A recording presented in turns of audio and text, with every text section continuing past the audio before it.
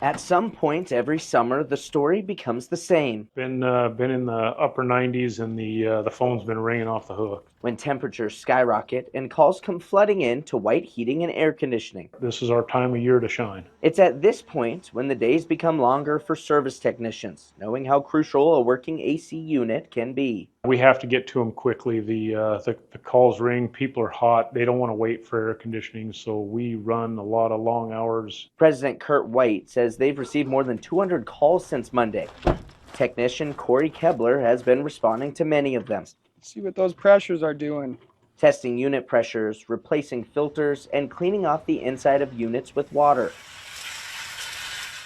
Cotton, dirt, they like to get up in them coils, and it'll raise your head pressure and it can cause freeze-ups and a few other issues.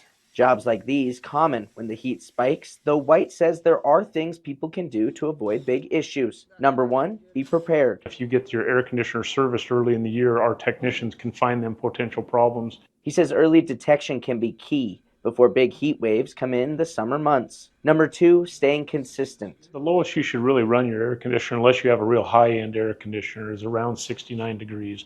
White says it's important that folks don't drop the temperature of their home drastically during a heat streak and instead try to maintain. As far as running it a couple of degrees warmer to save money, I don't believe you save any money there. The biggest thing is putting it on one temperature and leaving it. But sometimes White knows problems can't be avoided, which is why high temps in the forecast mean more work for his team. So it could be a mix, but I'm guessing mostly it's plugged up. In Billings, Charlie Kleps, MTN News.